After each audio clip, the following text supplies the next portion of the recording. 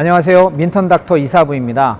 오늘 드라이브입니다. 우리가 보통 드라이브라고 하면 많은 오해들을 갖고 있는 것 같아요. 그러니까 드라이브를 어떤 기술로 인식해서 제가 레슨 현장에서 드라이브가 뭐냐고 물어보거나 드라이브를 한번 해보세요 라고 하면 대부분의 동호인들이 센터 라인의 중앙에 서서 이런 식으로 자세를 잡고 이렇게 공을 치고 이런 식으로 공을 치려고 해요. 그러니까 이걸 드라이브라고 생각한단 말이에요. 이 기술만 드라이브라고 생각을 하신단 말이에요. 저는 조금 생각이 다릅니다. 그렇게 하다 보니까 우리가 시합에 나가서 드라이브를 하라, 상대방한테 낮게 보내라 라고 하면 드라이브를 못 치는 거예요. 왜? 이쪽하고 이쪽 양쪽으로 주는 공만 드라이브 치는 것을 연습을 했기 때문에 실제로 시합에서 그 공 외에는 공을 깔 수가 없어요. 그러니까 낮게 보내는 게 어렵다라는 거죠. 그래서 드라이브에 대한 정의, 그러니까 드라이브는 원래 무엇인가라는 거에 대해서 설명을 드리려고 하고요. 드라이브는 이렇게 정의 내리는 게 좋을 것 같습니다. 드라이브는 셔틀콕이 날아가는 모양이 코트 바닥과 평행으로 날아가면 다 드라이브다 라고 생각하시는 게 좋을 것 같아요. 자, 그래서 이제 이게 왜 그러냐면 우리가 서비스를 넣을 때 서비스를 낮고 길게 보내면 이거를 우리가 드리븐 서비스라고 합니다. 드리븐, 그러니까 드라이브 된 서비스가 되는 거죠. 그래서 드리븐 서비스라고 하고, 그 다음에 스매싱이 오거나 아니면 상대가 나한테 공을 깔았을 때 같이 낮게 보내는 거, 이건 역시 드라이브라고 하죠.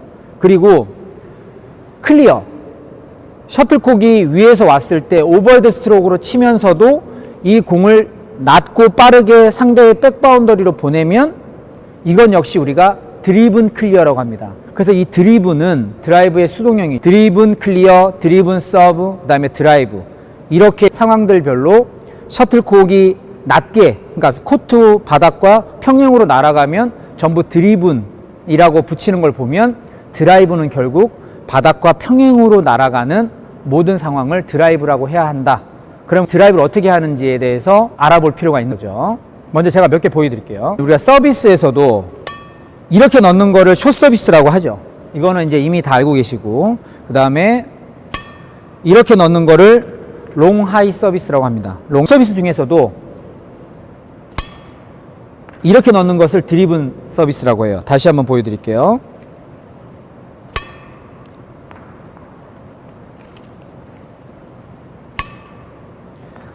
샤프트는 아래 방향을 향하고 있고 헤드가 손보다 올라가지 않았기 때문에 반칙은 아니죠. 드리븐 서비스 자체가 폴트냐 아니냐가 동호인들 사이에서 상당히 많이 이슈가 되거든요. 근데 드리븐 서비스는 폴트가 아닙니다. 그러니까 정해진 룰에서 했을 경우에는. 자, 그러면 제가 드라이브를 보여드릴게요.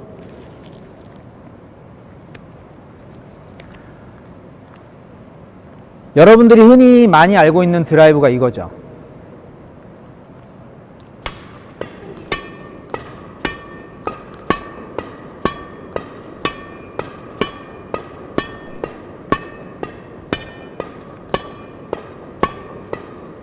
이런 식으로 상대방한테 최단거리로 낮게 바닥과 평행으로 보내는 거, 이게 흔히 우리가 아는 드라이브이고요. 클리어도 마찬가지로 우리가 클리어, 하이 클리어라고 하면 이런 식으로 높게 치는 클리어가 있고요. 이런 식으로 높게, 이렇게 높게 치는 클리어가 있죠. 이렇게. 이건 이제 일반적인 하이 클리어이고, 이 클리어를 바닥과 평행, 완전히 평행이 되긴 힘들어요. 높게 올라가니까. 그렇지만 바닥과 평행인 것처럼 낮고 빠르게 상대의 백바운더리로 보내는 거, 이걸 드리븐 클리어라고 하죠.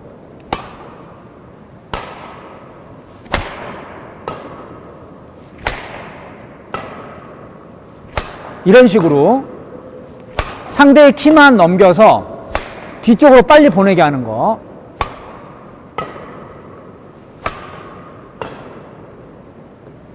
자, 보시는 것처럼 서비스를 넣는 것도, 그 다음에 상대와 스트로크를 할 때도, 클리어를 할 때도 코트의 바닥과 평행으로 셔틀콕이 날아가면 모두 드라이브라고 하는 것입니다. 자, 그래서 이런 상황을 전부 드라이브로 인식하고 있으셔야 공이 어디에 오더라도 우리가 바닥과 수평으로 낮게 보낼 수 있는 거예요. 만약에 공을 치고 있는데 상대방이 만약에 스매싱을 때린다. 이렇게 보낼 수 있죠. 드라이브로.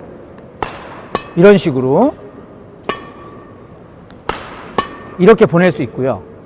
그 다음에 만약에 상대방이 네트 앞에 붙인다. 우리가 공격을 이렇게 하다가도 수평으로 밀어주면 바로 드라이브가 되는 거죠. 그래서 상대의 가슴이나 목을 노리는 기술이 될 수 있고요. 그래서 드라이브라고 하는 것은 바닥과 평행으로 보내는 것을 드라이브라고 한다. 그래서 이것은 이제 그 여러 가지 타법과 다양한 타점이 생길 수 있는 것이죠. 그거에 대해서 한번 설명을 드리겠습니다. 바닥과 평행으로 보내기 위해서 전제 조건이 있어요. 라켓 헤드가 바닥과 수직이어야 합니다. 바닥과 수직인 상태에서 셔틀콕을 맞으면 얘는 바닥과 수평으로 날아갈 확률이 높죠. 조금이라도 기울여서 맞게 되면 당연히 맞은 이후에 아래로 내려가게 될 것이고, 조금만 눕힌 상태에서 공이 맞게 되면 맞고 나서 뜨게 되겠죠. 그래서 얘를 수직으로 만드는 게 중요하고, 이걸 수직으로 만들 때 샤프트가 반드시 수평일 필요는 없습니다. 헤드만 수직이면 되기 때문에 샤프트를 세운 상태에서도 이렇게 수직으로만 맞아주면 드라이브로 갈 수 있는 거죠. 그래서 이게 여기에 있든 여기에 있든 여기에 있든 바닥과 수직으로만 공이 맞아주면 전부 낮게 또는 바닥과 평행으로 날아갈 수 있고, 이걸 다 드라이브라고 부를 수 있고요. 그러면 타점은 여기에 있든 여기에 있든 여기에 있든 간에 어디에 있더라도 얘가 수직으로만 맞을 수 있게끔만 해주면 돼요. 그래서 타점의 변화가 있어도 수직으로 만들어야 되기 때문에 그립의 변화가 반드시 발생하죠. 예를 들면 우리가 이렇게 서 있을 때 앞쪽에다 놓고 낮게 수평으로 보내려고 하면 얘가 수직으로 만들려고 할 때 그립이 이런 식으로 엄지가 완전히 붙어서 미는 타법으로 할 수밖에 없는 상황이 되는 거예요. 여기서 손목을 쓰게 되면은 이런 식으로 라켓이 넘어가서 수직이 유지되지 않죠. 그러면 낮게 보내는 게 어려울 수 있습니다. 자, 이 상태에서 만약에 타점이 여기 있다고 하면 사실 이렇게 붙이면 벌써 몸이 위축되잖아요. 그러면 살짝 엄지를 떼서 손목을 조금 쓸 수 있는 구도로밖에 안 나와요. 그렇게 해야지만이 이렇게 수직으로, 바닥과 수직으로 맞출 수 있고 공은 수평으로 날아가는 거죠. 만약에 타점이 더 뒤로 밀려서 이쪽으로 왔다고 하면은 이때는 엄지를 대면 면이 이렇게 보게 되잖아요. 화면에 보시는 것처럼 라켓의 면이 이쪽을 바라보면서 얘가 수직이려면 이렇게 만들어져야 되는데, 그러니까 당연히 손은 이런 식으로 거의 포핸드 그립에 가깝게 잡을 수밖에 없겠죠. 그러면 이런 식으로 손목을 많이 회전해서 손목을 쓰게 되고 이런 식으로 타고 했을 때 드라이브로 가게 되는 거죠. 그래서 중요한 거는 라켓 헤드를 바닥과 수직으로 두고 셔틀콕을 만나게 하는 게 드라이브의 핵심입니다. 라켓 헤드를 바닥과 수직으로 두고 셔틀콕을 만나게 하는 게 드라이브의 핵심입니다. 이게 되고 나면은 타점에 따라 그립이나 손목의 활용은 달라질 수 있다는 거죠. 그래서 이렇게 드라이브를 이해해 주셨으면 좋겠고요. 여기까지 하겠습니다. 고맙습니다.